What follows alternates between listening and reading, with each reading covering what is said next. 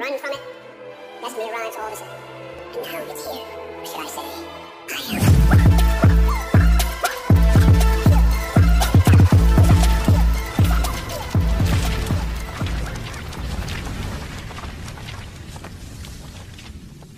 Halo, apa kabar semuanya? Jumpa lagi bareng Dongker.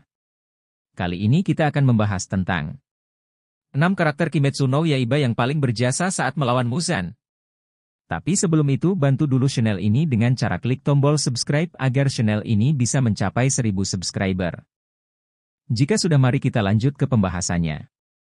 Pertarungan melawan Muzan bukan kontes 1v1. Karena Muzan terlalu kuat, seluruh pembasmi iblis yang tersisa pun melawannya. Siapakah karakter Kimetsu no Yaiba yang paling berjasa saat melawan Muzan? Ada 6 sosok yang saya rasa pantas disebut sebagai MVP. Inilah mereka. Awas spoiler buat yang tidak mengikuti manga. 1. Tamayo. Tamayo sebenarnya termasuk korban pertama Muzan setelah dia keluar dari kepompong.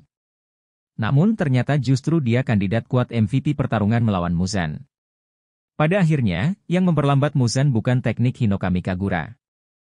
Bukan Gyomei Himejima si Hashira terkuat, dan lain-lain. Muzan melambat karena obat berlapis-lapis yang diberikan Tamayo kepadanya. Jadi, meski Tamayo sudah lama gugur, jasanya pun tetap terasa. 2. Shinobu Kocho.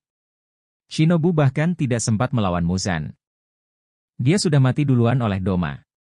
Meski begitu, kilas balik mengungkap kalau Shinobu adalah yang mengusulkan memberikan efek tambahan pada obat yang hendak digunakan ke Muzan.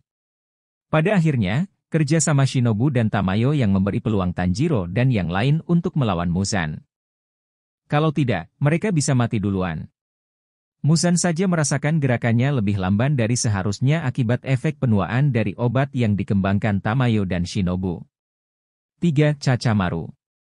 Chachamaru mungkin hanya kucing. Tapi dia berinisiatif sendiri maju dan meluncurkan obat ke Hashira yang bertarung. Obat ini memberi waktu untuk para Hashira yang saat itu sudah mulai digerogoti efek buruk darah Muzan. 4. Yushiro. Yushiro juga terasa sebagai salah satu kandidat kuat MVP. Walau dia tidak ikut melawan Muzan. Muzan bisa keluar karena Yushiro membajak Nakime. Ini memaksa Muzan untuk membunuh Nakime. Kalau saja Nakime masih hidup, mungkin pertarungan masih terjadi di Dimensional Infinity Fortress. Yushiro sendiri kemudian membantu penyembuhan tokoh-tokoh yang sudah terluka, termasuk menangani Tanjiro yang tak sadarkan diri. 5. Obane Iguro. Obane Iguro tidak sempat unjuk gigi sebelum pertempuran akhir melawan Muzan ini. Sementara Mitsuri sempat membantu Tanjiro melawan salah satu tubuh Hantengu, Obane baru diperlihatkan beraksi serius ya di alur akhir ini. Lalu, di Dimensional Infinity Fortress pun peran Obane tidak banyak. Ia tidak bisa mendekati Nakime. Begitu akhirnya melawan Muzan. Baru Obane benar-benar unjuk gigi. Obane termasuk yang pertama membuat pedangnya menjadi merah. Lalu, ia terus bangkit dan membantu meski luka-lukanya semakin parah. Ia juga sempat menyelamatkan Tanjiro dari situasi kritis, meski efeknya lukanya semakin memburuk. Pada akhirnya, Obane benar-benar terasa sebagai hero. 6. Tanjiro Kamado.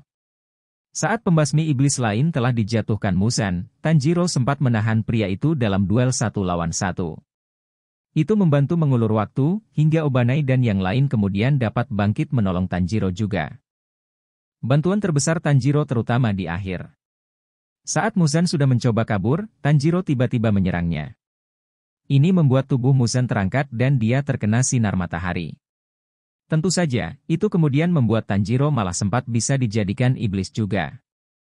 Tapi setidaknya Tanjiro bisa dipulihkan lagi tanpa menjatuhkan korban berarti. Itulah 6 karakter Kimetsu no Yaiba yang paling berjasa saat melawan Muzan. Kalau ditanya siapa yang pantas disebut MVP, saya sih merasa Tamayo adalah yang paling berjasa. Tapi Tanjiro yang memberi pukulan terakhir pun layak. Jika kalian suka dengan pembahasan seperti ini, jangan lupa tinggalkan like, komen, dan subscribe-nya. Sekian dari saya dan sampai jumpa di video-video berikutnya.